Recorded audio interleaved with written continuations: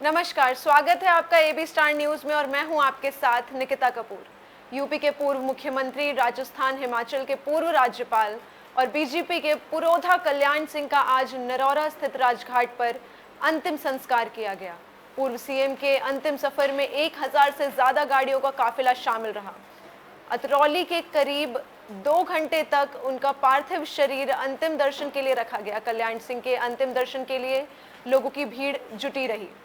उत्तर प्रदेश में deputy CM ने बड़ा ऐलान किया है। उन्होंने प्रदेश के 5 जिलों में एक सड़क का नाम कल्याण सिंह मार्ग करने का ऐलान किया है। इसमें लखनऊ, अयोध्या, प्रयागराज, बुलंदशहर और अलीगढ़ में एक सड़क कल्याण सिंह मार्ग के नाम से होगी। अयोध्या में राम जन्मभूमि परिसर जाने वाली सड़क का नाम कल्याण सिंह मार्ग के नाम से होगा।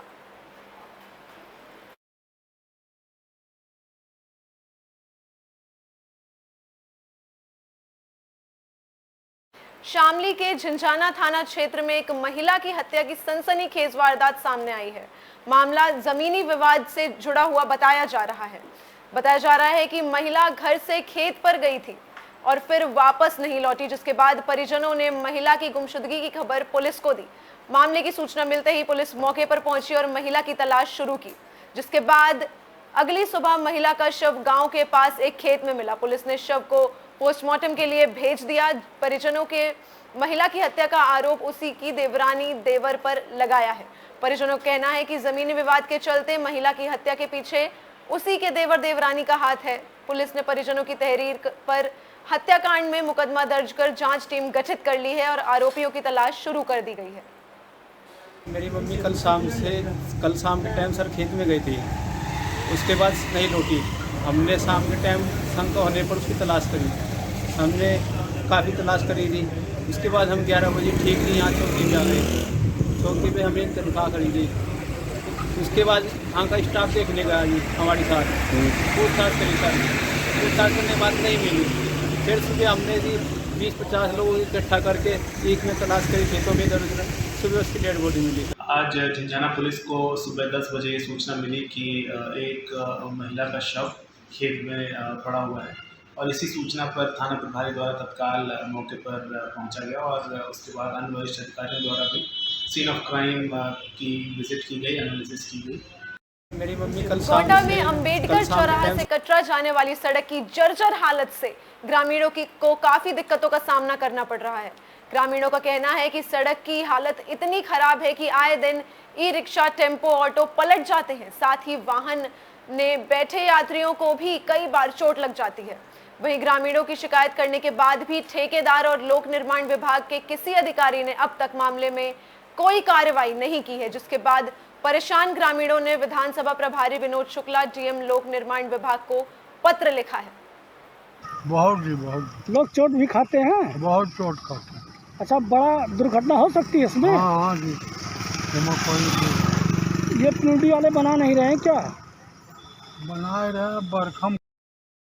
समाज सेवी सपा नेता रामफेर यादव उर्फ अंशु ने सिद्धार्थनगर जिले के डुमरियागंज तहसील क्षेत्र के बाढ़ प्रभावित क्षेत्रों का दौरा किया। इस दौरान नेता ने बाढ़ पीड़ितों के बीच राहत सामग्री बांटी। बता दें कि सिद्धार्थनगर जिले में करीब 3 दर्जन गांव बाढ़ग्रस्त हैं। हजारों एकड़ फसल बाढ़ में डूबी हुई है।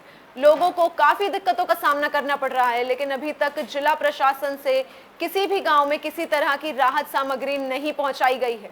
ऐसे में समाजसेवी सपा नेता रामफेर यादव के बाढ़ पीड़ित क्षेत्रों का दौरा कर उन्हें राहत सामग्री मिलने से लोगों के बीच खुशी नजर आई है। अभी तो कुछ नहीं मिला है फिलहाल, लेकिन हमको रामफेर भाई आए, उनके तरफ से हमको कुछ राहत मिला। बाढ़ राहत 15 दिन से परेशान हैं। इस गांव में अभी तक कोई नेता विधायक नहीं आए हैं। रामफेर भाई आए हैं जो गरीब का मदद कर रहे हैं। अब मुझे ये सुनाई पड़ा कि बाढ़ आया हुआ है, इसलिए मैं चारों तरफ से घिरा हुआ है बीरपुर, अतमाली और कोहलवा। तो यहाँ के गरीब परिवार जो है एकदम जीवन यापन में बहुत दिक्कत है इनको। तो मैं आया सुबह और उसके बाद में कुछ हमारे पास जो भी राहत सामग्री लिया, किट बनाया और लेकर आकर के गरीबों में बांट। प्रयागराज के हाईवे के पास लगभग आधा दर्जन से ज्यादा गायों की मौत हो गई है। मिली जानकारी के मुताबिक गाय की मौत संदिग्ध परिस्थितियों में हुई है, जहां एक और प्रदेश सरकार दावा करती है कि गायों के लिए करोड़ों अरबों रुपए की लागत से जगह जगह पर गौशाला का निर्माण कराया गया है, गायों के लिए खाने पीने का प्रबंध किया गया है। वहीं दूसरी तरफ इस तरह हाईवे पर आधा दर्जन से ज्यादा गायों की मौत कई सवाल खड़े कर रही है। गायों की मौत की खबर मिलने पर अपना दल के जिला पंचायत सदस्य अशोक केसरवानी ने मामले की जांच कर कार्रवाई की मांग की है।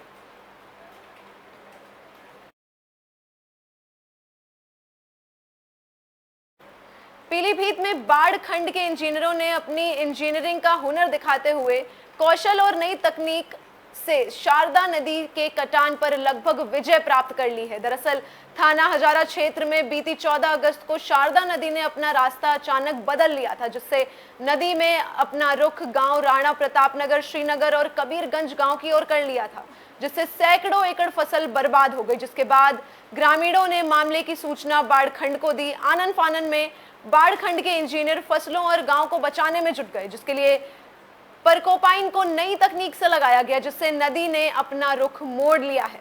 बाढ़ खंड के इंजीनियर का कहना है कि इससे पहले भी राहुल नगर का जब कटान हुआ था तो इसी तकनीक से उन्होंने कुछ ही दिन में राहुल नगर को बचा लिया था। अब कटान रोक दिया गया है, जिसके बाद गांव सुरक्षित है। 14 तारीख को नदी में दूसरे बैंक की तरफ एकाएक पेड़ से सिल्टिंग हो गई थी, उसके कारण नदी ने अपना रुख बदल लिया। नदी जो है राणा प्रताप नगर और श्रीनगर के बीच में आ गई थी, वहाँ पे और उससे कटान करने लगी तत्काल में।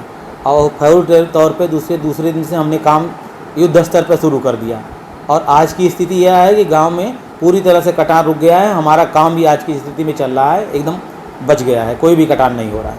फसल कोई नुकसान? कोई भी थोड़ी सी फसल का नुकसान हुआ था 14 तारीख को और उसको हमने बचा लिया, पूर्ण रूप से बचा लिया, एकदम सुरक्षित है गाँव लगभग 3 किलोमीटर दूर है वहाँ से। कैसे करा इतनी कम दिन में काम? हमने वहाँ पर एक नई तकनीकी से शुरू किया, वहाँ पर परकुपाइन लगाया, परकुपाइन में मुर्गा जाली में झाड़ झंगाड़ डाल करके किया और बम्बू क्रेट लगा करके। सिद्धार्थनगर में नाले में एक महिला की लाश तैरती हुई मिली है। मिली जानकारी के मुताबिक आपसी विवाद के चलते पति ने ही महिला की हत्या की है। मृतक महिला आजमगढ़ की रहने वाली थी और दिल्ली के जहांगीरपुरी में प्राइवेट कंपनी में नौकरी करती थी। वहीं महिला ने साहनी से 3 साल पहले प्रेम विवाह किया था। 3 महीने पहले दीपक अपने गांव आया और दिल्ली वापस नहीं गया, जिसके बाद महिला उसके गांव आ गई। दोनों में लड़ाई झगड़े हुए। वहीं मामले की सूचना ग्राम प्रधान ने पुलिस को दी है। मौके पर पुलिस ने पहुंचकर लाश को अपने कब्जे में ले लिया और पति को हिरासत में ले लिया है। वहीं लाश का पंचनामा भरकर लाश को पोस्टमार्टम के लिए भेजा गया है। पुलिस ने बताया कि 2 साल के बच्चे का अभी तक कुछ पता नहीं चल पा रहा है। पुलिस बच्चे की तलाश कर रही है। इससे ऐसा था कि मैं दुकान पे बैठा था, ग्रामीणों ने फ़ोन लगाया कि यहाँ पे कुछ तैरती हुई लाश दिख रही है। तो मैं मौके पर पहुँचा तो हमने कहा भाई मैं तो देखा नहीं लाश को। हमने कहा लड़कों को भेजा, हमने कहा जाके पानी में था लाश, तो ये दूर से गए वीडियो बनाए, ला के हमको दिखाए कि हाँ ये लाश है, दिख रहा है। हमने एसओ साहब को कॉल किया, एसओ महोदय आए और मौके पर पहुँच के जो है। तो क्या ये पता चल पाया लाश किसकी है? लाश गाँव का एक दीपक नाम का व्यक्ति है, उसकी बीवी है। इससे ऐसा था कि मैं दुकान पर बैठा था।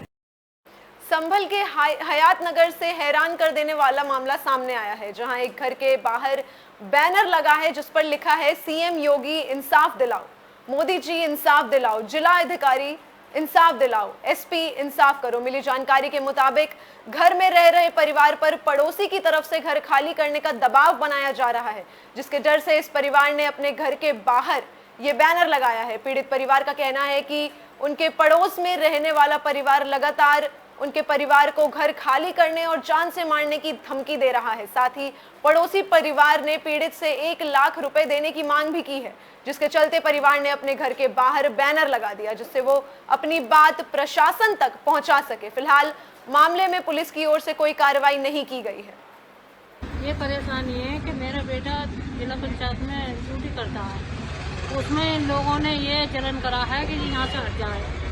शिवराज नाम का ये 1 लाख रुपए मांगता है मेरे बेटे से। एप्लीकेशन भी दी है जगह जगह, वरना ये कहीं कोई सुनवाई नहीं। मतलब कहीं कोई सुनवाई नहीं हुई। फिर क्या हुआ? कौन है ये? शिवराज है, इसके बेटे हैं विनीत, अंकित, अमित नाम है। और मतलब ऐसा है कि ये लगातार और इनाम से एप्लीकेशन देते रहे 3-4 साल पहले से। अब तो ये अपने नाम से देने लगे, अब इधर को आने। संभल में शराब के नशे में धुत आरोपी ने युवक की गोली मारकर हत्या कर दी और मौके से फरार हो गया। मिली जानकारी के मुताबिक शराब पीकर 2 लोगों में मारपीट हो गई और इसी बीच शराबी ने एक युवक को गोली मार दी। गोली की आवाज से गांव में अफरा तफरी मच गई। वहीं मौके पर लोगों की भीड़ लगते देख आरोपी वहां से फरार हो गया। मौजूद लोगों ने घटना की सूचना पुलिस को दी। मौके पर पहुंची पुलिस ने घायल को इलाज के लिए भेजा, लेकिन रास्ते में ही युवक की मौत हो गई, जिसके बाद पुलिस ने शव कब्जे में कर पोस्टमार्टम के लिए भेज दिया है और आरोपी की तलाश शुरू कर दी है। कैसे खत्म हुए? जो इसने गोली मारी थी, गांव का लौंडा था, वो इधर से जा रहा था, उन्हें पलंग से आके गोली मारी है। गोली बालजी। अच्छा, क्या रंजिश चल रही थी? रंजिश कोई ना थी साहब। एक अशोक यादव जिनकी उम्र लगभग 30 साल है, इनकी गांव के ही एक बलजीत यादव के द्वारा गोली मार दी गई। जब इनको उपचार के लिए थाने के द्वारा जब अस्पताल ले जाया जा रहा था तो रास्ते में इनकी मृत्यु हो गई। शव को पंचनामा और पोस्टमार्टम की कार्रवाई की जा रही है। सीतापुर में नाव पलटने से 12 लोग नदी में डूब गए। मिली जानकारी के मुताबिक सभी लोग मेला देखने के लिए जा रहे थे। इस दौरान रास्ते में नाव पलटने से हादसा हो गया। नाव को डूबता देख मौके पर मौजूद लोगों ने गोताखोरों की मदद से लोगों को बाहर निकाला और इलाज के लिए जिला अस्पताल में भर्ती कराया। वहीं इलाज के दौरान 15 साल के नाबालिग की मौत हो गई।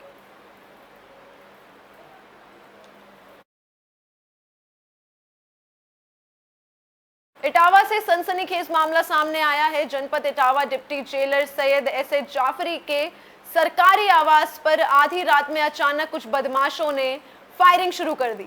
हालांकि फायरिंग में डिप्टी जेलर एस.ए. जाफरी को कोई हानि नहीं पहुंची है। घटना की सूचना मिलते ही पुलिस टीम देर रात में ही घटनास्थल पर पहुंच गई और आसपास लगे सीसीटीवी फुटेज भी खंगालने की कोशिश की। फिलहाल इटावा पुलिस ने 3-4 अज्ञात के खिलाफ मुकदमा दर्ज कर लिया है। मामले को संज्ञान में लेते हुए जांच शुरू कर दी गई है। इटावा जनपद के जिला जेल के आवासीय परिसर में डिप्टी जेलर सिफ्ती हसन जाफरी द्वारा भोर में 3 बजे सूचना दी गई कि उनके घर पे 3-4 लोगों ने फायरिंग की है। इस संबंध में तत्काल फोर्स पहुंची। उनके दरवाजे पर 3 राउंड फायर के निशान भी दिखे हैं।